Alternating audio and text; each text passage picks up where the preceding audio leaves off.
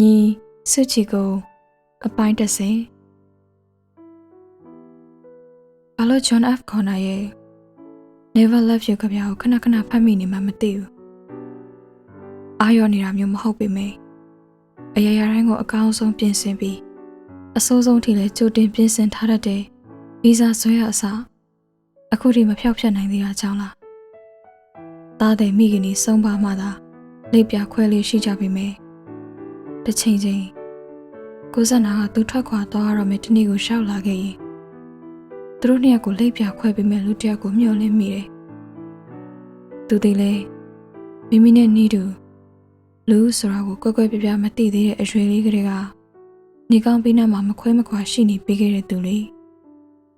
နှစ်ရက်သားလူသားပေါက်စာလေးကိုမိဘတွေနဲ့အတူလာကြည့်ခဲ့တဲ့တစ်နှစ်သားလေးဟာထိုနေ့မှစ၍နေ့စဉ်မတွေ့မနေနိုင်အောင်မခွဲအတူရှိလာခဲ့တာအခုဆို22မှ3နှစ်ဒါလို့ဆိုလိပ်ပြခွဲပြီးဖို့အကြောင်းတရားခိုင်လို့နေပြီထင်ပါရဲ့သူ့လိပ်ပြကိုစနာမှာရွှေဝဲမနေပြရစေနဲ့အိမ်တစ်ခုလုံးတိတ်တိတ်ဆိတ်ဆိတ်အေကန်နဲ့ထွန်ထားသောမိမိအရာညီအိမ်များပြောနေပြီလားအချိန်အပြင်ည7 နာရီဒီအချိန်အိတ်တက်သူမဟုတ်စိတ်ထဲမှာအိတ်နေပါစေလို့ဆုတောင်းနေမိသေး၏ဘာလို့ဆိုညီကြိုက်တဲ့77 chocolate cake ဝယ်လာတာလေညီကသူ့အိတ်နေတော့မဝယ်လာပြီးတော့သူ့အားတတိတရနှိုးကြွရင်အလွန်ပြောတတ်တဲ့သူထိုအချင်းကိုတည်တော့ညီဖေဖေနဲ့သူကသူအိတ်ပျော်နေတော့မှရအောင်နှိုးကြွနေကြညီရဲ့အောက်ထပ်မှနေပြီးအခန်းထဲထိပြန့်လွင့်သွားသောအော်ခေါ်တန်းကြောင့်စာရေးစပွဲပေါ်မှာထားခုံမိမတန်ဖက်လက်စာစာအုပ်ကိုပိတ်ကလတ်တိုင်းမှထပြီးနေကောင်းဘာအရင်လောက်အောင်မှမသိအိမ်နာတွင်ပဲပတ်ချလှဲ့လေကလဲနေသည်အောက်မှာမိတွေထွန်းထားခဲ့လားမထွန်းထားခဲ့လားတော့မသိကြတော့ဘူးလက်ရှိတစ်ထဲကိုကောက်ဆော့လက်ချောင်းတွေထိရအောင်ဆွဲချပြီးတော့မှအောက်ထက်ကိုပြေးဆင်းရသည်ကိုဆက်လိုက်ကနေနေရဝမ်းသာတော်တဲ့သူ့ကိုငေးကြည့်နေတော့ကိုဆက်ကြောင့်သူ့မှာမလုံးမလဲဘာမှဖြစ်နေလို့ပါလေအိမ်နေရင်ကောင်းဆော့အနှွေးတယ်ပေါ့ပေါ့ညဘဘောင်းမရှိနေတဲ့တဘာဝဆန်စွာချက်ဖို့ကောင်းနေပြီကိုခေါင်းကချက်တောင်စီကဘာလဲကွာညီရဂိုင်းတူတူမြင့်မှန်တက်ထားဖို့အရာကွန်ပျူတာသုံးနေရလားစာဖတ်နေရလားပဲရေးတီတီသာလင်းနေတော့ဖတ်မိအိမ်အလင်းရောင်တွေကနေညီကိုကြည့်နေရတာစက်အားမရတော့ညီမိဖွင့်လိုက်ပါလားမဖွင့်နဲ့77မလားပြပြလက်ထဲမှာကိတ်ဘူးကိုလှမ်းယူကခဏပကံသားယူလာမယ်မိတွေမဖွင့်နဲ့နော်မီတာတက်တယ်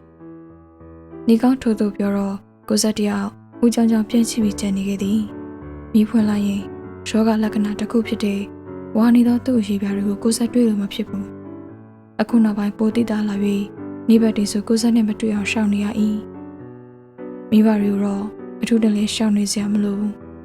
မိုးလင်းတာနဲ့ကိုယ်လုံးနဲ့ကိုမို့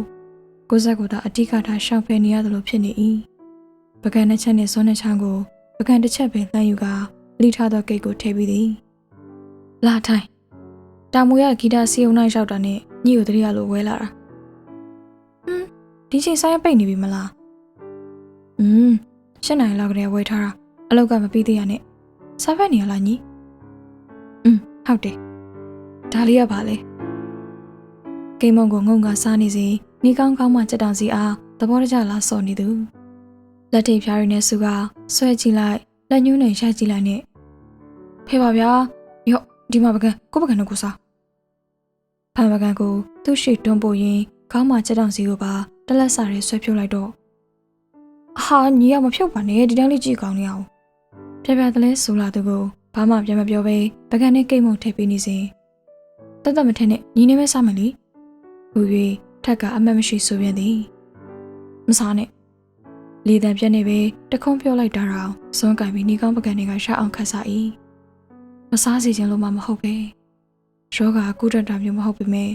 ကိုဇက်အတွက်တိတိလေးရစာတွေးပို့နေတတ်တာကိုကိုဇက်နားလေအောင်နေကောင်းဘလို့မှရှင်းပြလို့မရဘူးကိုပကံတွေကိုထဲ့စားနေကောင်းလေတံမြင့်လိုက်တာနဲ့မျက်နှာက60ကျော်အဖိုးအလိုအိုကျသွားလေသည်အေးပါညီယာ but give and take ရှိရယ် what ညီစောနာလိုစက်တောင်ပြန်စီရင်ကိုပကံနဲ့ကိုစားမယ် okay လားမစင်တော့ဒီကိတ်ကိုကိုရင်ပြန်တဲသွားရလိမ့်မယ် ကလေးလိုပဲဗျာအချိန်ပိုင်းကျူတာလုပ်ငန်းခွင်နဲ့လည်းနေရာတစ်ခုစရနေတော့သူစသည့်ဂုံးပုတ်တွေသည်သူနဲ့တွေ့နေရင်ဘယ်ဝင်ပုံးကုန်ကြပါသလဲအခုလေဆက်ပြော်လေးဆိုတော့ဒီဇိုင်းနဲ့ကြည့်နေသေး၏အမှန်တော့ဆရာဝန်ပြောစကားအရာအစီများတွေကမစားသင့်ဘူးအသားတောင်မစားသင့်တဲ့အခုချိန်ဒီမှာကိုယ်တတိတရဝယ်လာပေးတဲ့ကိတ်မုံကိုခုံခုံမင်းမင်းကိုစားခြင်းမိ၏ပြီးတော့နေကောင်းတည်သည်အခုပုံကိုကိုစားသဘောကျနေရဖြစ်ကြောင်းသိနေရနေတော့ဆက်မငြင်းချင်တော့ဘူးဘာမှမပေးနိုင်တဲ့ဒီခန္ဓာကိုယ်မှာကိုစားအတွက်မျက်စိပတာရဖြစ်နေစရာအကြောင်းတစ်ခုရှိပါကမဖြစ်မနေကိုဖြည့်ဆည်းပေးတဲ့သည်ဟုနေကောင်းတွေးသည်ကဲဗျာစီးမယ်ဝိတ်ကိုစီးပေးမယ်ဗျာမပြနဲ့ဒီလိုလာစမ်းပါကွာအဲ့လိုဆိုတော့လက်နေတာဝိုင်းရင်တိုက်ခိုက်ရေးသမားတယောက်လိုပဲသူ့လက်တစ်ဖက်ကိုဖြတ်ကနေလှမ်းဆွဲနေကောင်းကိုဇက်ဘက်ရင်းသွားစဉ်လက်တစ်ဖက်ကလေပင်ကိုလှမ်းဆွဲရင်နောက်တစ်ဖက်ကခေါင်းပေါ်မှာခပ်ပုံပုံလေးကျန်ခဲ့သောစပင်စုကိုဆွဲစုကစတင်စီးပေးနေပြီစောနာကွင်းရောတရေကျိုးပြော်လေးကိုဇက်လက်ထဲထည့်ပြီးတော့ကျန်းကျန်းမဟုတ်တာရောသူတစ်ခါမှမလုပ်ဘူးတာရောကြောင့်နေကောင်းစပင်ကြီးကိုဇက်လက်ထဲပါကုန်တော့သည်လက်ပေါ်ရဲပါလာသောဆံမြင့်ကြီးတွေကိုငုံကြည့်မိ၏ဘာလို့စပင်ကြီးတလောက်ကျွတ်သွားရတာလဲညီနာသွားပြီညီစပင်ကြီးကျွတ်စောနာစီးတာကြာသွားလို့ရော့ဒီမှာစားလေပကံကိုသူ့ရှိတွန်းပို့သည့်တိုင်လက်ထဲကဆန့်ချီမင်းတွေကိုငုံကြည့်နေစေတောင်းနေရသည့်ဆေးတွေကြောင့်ဥယျာပြစပင်းတွေကိုခိုင်မြဲအောင်မထိမ့်သိမ့်ပေးနိုင်တော့တာကိုဆက်ကိုရှင်းပြလို့မရ၍ဒီတိုင်းမသိချင်အောင်စောင့်နေလိုက်တာပိုကောင်းကြီးညီနားသွားလားဒီလောက်လေးနဲ့နားကြလားဗျစားပါကိုဆက်ဟာဘာမှမဖြစ်တယ်လို့ပြောရင်ကိတ်မုံတွေကိုသာအမရရစားနေတော့ညီလက်ထဲကဆန့်ချီမင်းကိုညီမမြင်ခင်အိတ်ကတ်ထဲထည့်သိမ်းထားလိုက်သည်ဒါသူ့ကြောင့်ရလာတော့ညီနာခြင်းမှုအစိတ်ပိုင်းတစ်စညီသူဘေးမှာရှိနေရတဲ့တိတ်ဆိတ်နေတာမျိုးကိုသူမခံစားနိုင်ဘူးအိမ်တစ်ခုလုံးလည်းတိတ်ဆိတ်နေ၍အလိုလိုမွန်းကျက်လာသလိုခံစားရသည်ညီမိပြုံးရောတန်းငယ်မရိမ်မှုအတွက်လှုပ်ရှားမှုလုပ်ဖို့ဆွေးနွေးပွဲသွားတယ်ပြီးတော့ကလေးလေးစီကိုရောလူတွေလည်းဗျာဒီယောက်ျားဘဝကိုရထားပြီးတော့ဘာလို့များတော့အလိုရမက်ကြီးနေကြရလဲနော်ပြီးတော့အရွယ်မြောက်သေးတဲ့ကလေးတယောက်ကိုသူတို့မို့လှုပ်ရက်တယ်စိတ်ပေါ်ညီစိတ်ကိုမထိန်နိုင်သလိုဖြစ်တည်မှုတွေကိုတခဏတာကိုယ့်ရဲ့အလိုရမက်လောက်တန်ဖိုးမထားကြတာကျွန်တော်ကလေးလေးကိုတနာနေတာညီစိတ်ပင်ပန်းနေတာမျိုးကိုသူလည်းမခံစားနိုင်၍စကားလမ်းကြောင်းလွှဲရတော့၏ဒါဆိုကိုညီရဲ့တယောက်ထဲပေါ့ဟုတ်တယ်ဖေဖေစင်ကူဖလိုက်နဲ့ပါသွားလေညီရဲ့တူရီတော့သားဆိုပေမဲ့ဆက်လောက်တောင်အိမ်ရဲ့ကယူဆိုင်မှုကိုမခံခဲ့ရဘူးဘိုင်လော်နဲ့လေရင်မဲဟောင်းမိမိတို့ကညီငယ်ငယ်ကလေးကလုံမြကြသည်ညီကအိမ်မှာတယောက်ထဲကြံခဲ့ရတာများပြီးအချိန်တော်တော်များများကဇက်တို့အိမ်မှာသာအနေများခဲ့တာအခုလည်းညဘက်တယောက်ထဲဖြစ်နေတာညီကိုစိတ်မချ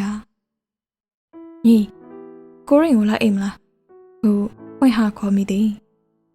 ရပါတယ်တယောက်ထဲမှမဟုတ်တာပြီးတော့နေကြပဲဟာခြံထဲမှာဦးလေးလေးရှိနေတယ်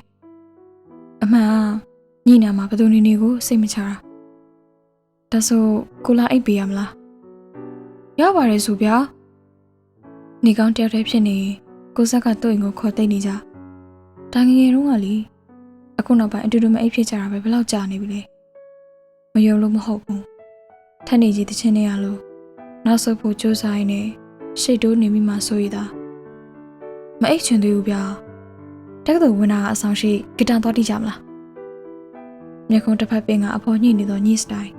ချစ်စရာကောင်းခြင်းဆိုသောဟန်ပန်နေကြတစုံတစပေါ်ထွက်လာသောယောက်ျားပေသားမို့အဲ့ဒီပုံစံနေသေးလဲဆက်ပြန်လို့နေမှာမိုက်နေပြန်ရောဒါရီကိုကနုဖတ်ချောမောနေလို့၍ချစ်ခင်မိတာမဟုတ်ကြောင်းရှောက်လွဲချက်ကောင်းတွေကောင်းမလားမမချိုတီမဟာတီရောမိကုန်းပြန်ထုတ်သောညီကိုမိရမိမိအကူညီနဲ့တံမြန်စိုက်ကြည့်တော့တခါလေသစ္စာဖောက်ကြတဲ့ရှင်ဖောက်ကြည့်ကြလွယ်လွယ်ထွက်တော်သောသူစကားတို့နောက်ညီခဏတာမှိုင်းတွေ့သွားကသူ့ကိုပြန်ကြည့်လာသည်သို့ပေမဲ့ထိုကြီးကိုဘာသာမပြန်နိုင်သေးခင်မျက်လုံးတွေမှိတ်သွားသည့်အထိသဘောတကျထားရည်လေ၏အမလေးဗျာအဆောင်ရှိဂီတာလေးမတီးဘူးလို့သွားတီးကြည့်မှာဘူးပဲအကြီးကြီးတွေပြောနေဆိုနေလိုက်တာကိုဆက်ကိုအဲ့ဒီကြောင့်အဖလို့ခေါ်ခံတာတိလားဘာဆိုင်ရဟမ်ဟုတ်တာဇက်ကလည်းတစ်ခါလေညှိရှိရောက်သွားရင်အဲ့လိုတွေဖြစ်သွားတတ်တာ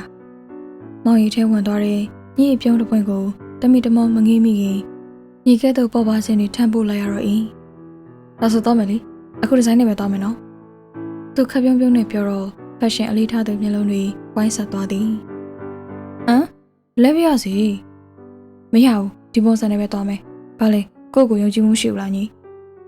မဆိုင်ပါဘူးဗျာရှူပါတာအတိကပါဗျအပေါ်ရန်လွာတာမည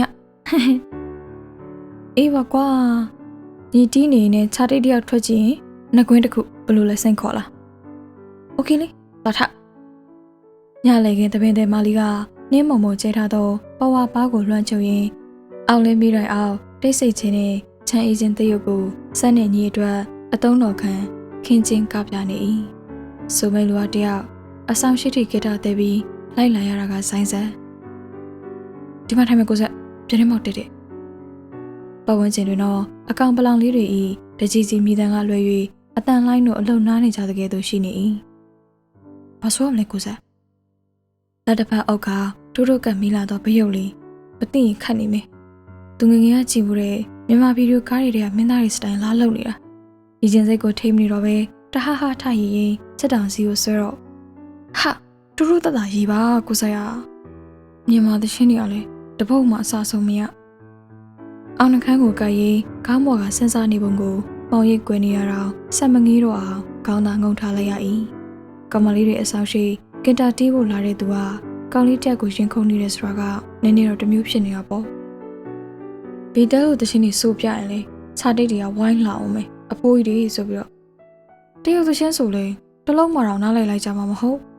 ဘာဆိုရမလဲကိုစားစဉ်းစားပေးအောင်ဗျကောင်မလေးတယောက်ထွက်ကြည့်လာဖို့အဲ့လောက်ထိစူးစမ်းနေရပေါ့ဟုတ်လားညီဆက်စိတ်ထဲနင်းနေတော့မကောင်းဘူးရွှေစည်း10သိန်းကျော်နေတဲ့ချိန်မှာငကက်တစ်ဖက်ရမယ့်အရေးကိုဒီလောက်တော့ခေါင်းသုံးရမှာပေါ့ဗျနေကောင်းမြတ်သူတို့ကလှုပ်ရင်အပီပိုင်မှလှုပ်တာအေးပါကွာငကက်လိုချင်လို့ရလားစိတ်တွေချမ်းသာပါတယ်ရွှေမတ်တဲ့ပေါက်ပေါ်ကားပြားလေးရဲ့ကဲဗျာကိုဝိုင်းဝိုင်းမဲ့ဟဲတော့မင်းရတဲ့အကြောင်းတွေပဲစိုးရတာပေါ့တနခါတော့နဲ့တော့လက်မထုတော့ပါဘူးနော်သူစကားသူသဘောတကျရင်းနေမှာဂီတာကျိုးတွေညှိနေတော့ညီလက်ချောင်းတစ်ချောင်းစီကိုလိုက်ငေးနေမိသလိုမောင်နဲ့ချင်မကိုက်အောင်လဲညှိပြီးနာလက်နဲ့ရက်ခတ်ပေးနေရသည်သူတယောက်တည်းအလုပ်တွေရှုပ်နေသလိုပဲโอเคစလို့ရပြီနေနာကို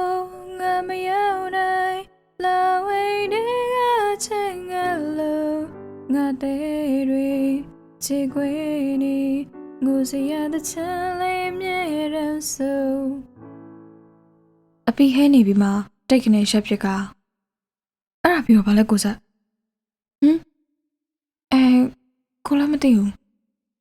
ကွာပါရောမရရင်လည်းတော်ပါတော့ညီကအေးနေပြီပြန်အောင်လေညီလိုချင်တာကိုမနေ့ကျရင်လိုက်ဝက်ပေးမယ်နေပါရအောင်ဆိုမှာချောကလက်ကိတ်ထဲဘယ်သူမှတော့အရင်မထည့်တော့ပါဘူးအခုကကိတ်တုံးလောက်စားပြီးတော့အပြင်းတပလင်းတောက်ထားလို့ရှင်းနေတာခုမှတွေ့ဘူးတော့ဒီတေချာနှထောင်နေဒီတစ်ခါကျွန်တော်တကယ်ဆိုမှာဒီတစ်ခါအတီး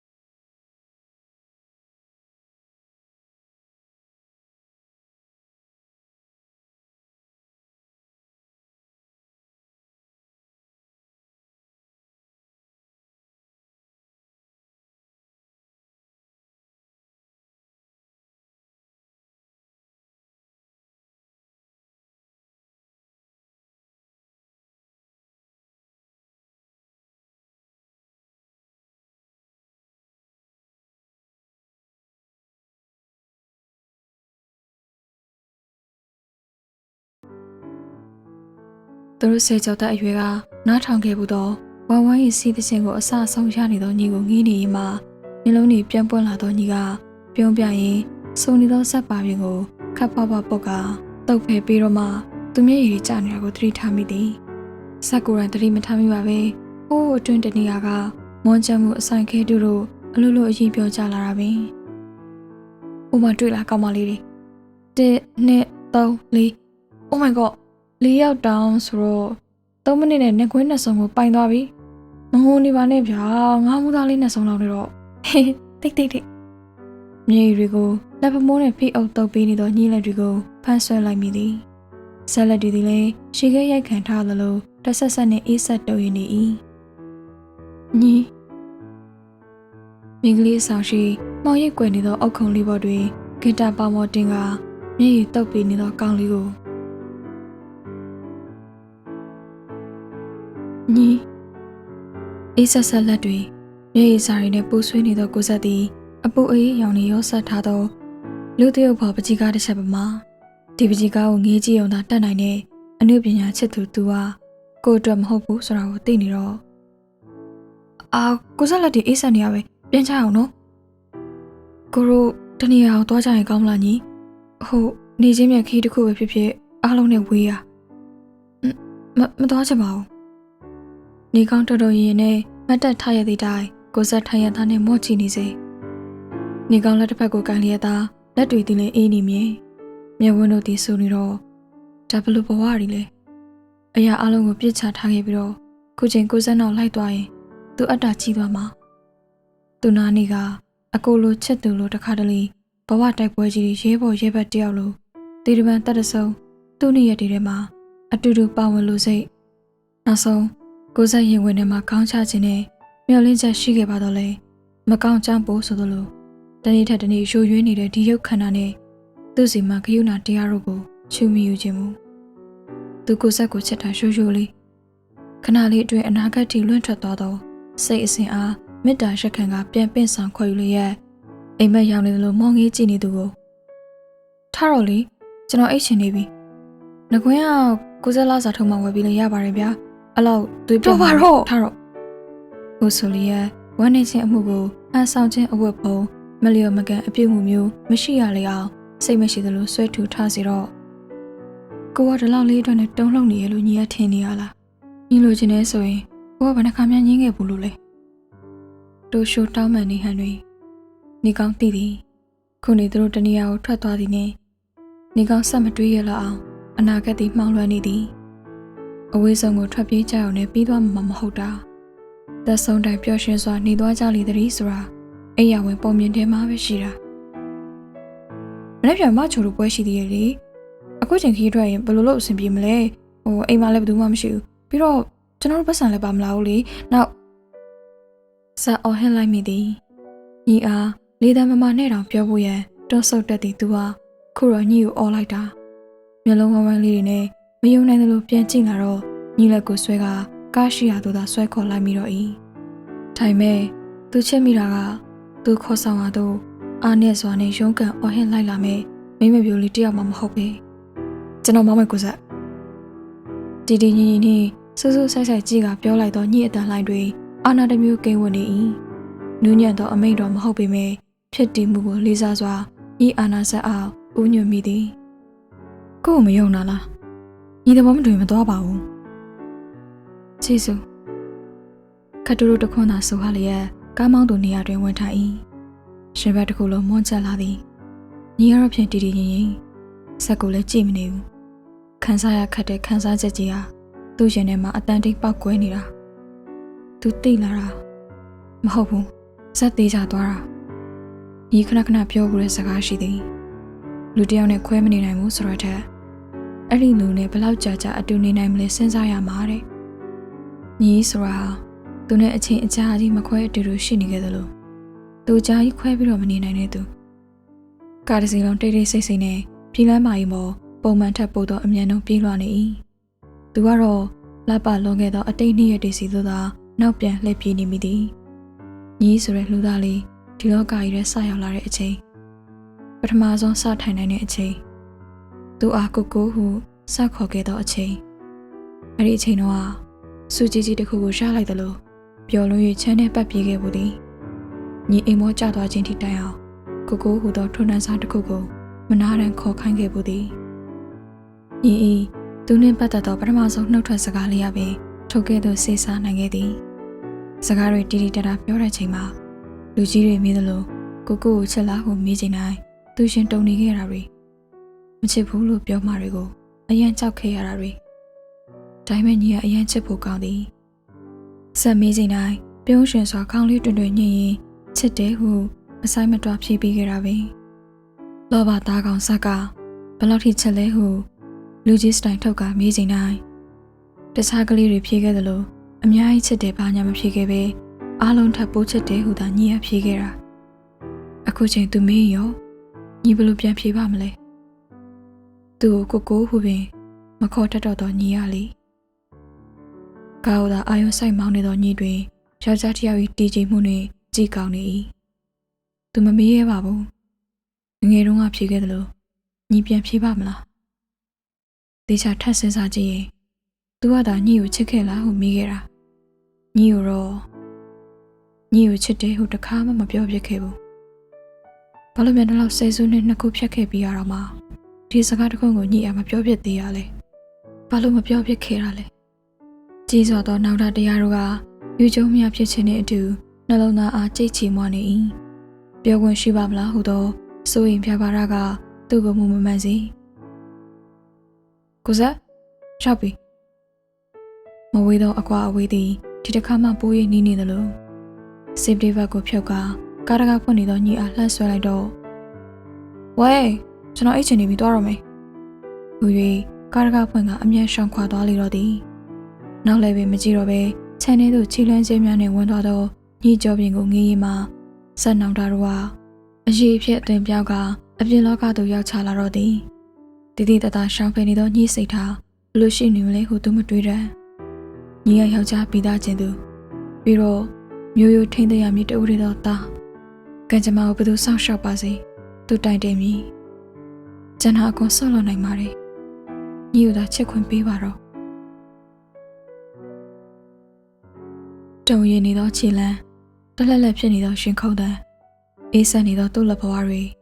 ခြောက်ချနေသောစိတ်အစဉ်နဲ့မရေပြစ်တာကြာနေပြီဖြစ်သောမှတ်စုစာကိုအမြန်ဆွဲထုတ်ကာစာရွက်ပေါင်းများစွာကိုတစ်ဖြက်ဖြက်လှမ်းခဲရန်ကိုကိုင်ကိုင်ရှိခဲ့ပူသောစာကြောင်းတချို့ကိုခက်မြင်မြင်ချရည်နေရတော့၏လက်အံတွေသေးနေပြီလက်ထိပ်တွေနီးနေ၏သို့ပါတော့လေနေကောင်းဆက်ရည်နေမိတော့မယ်ဟုတ်တယ်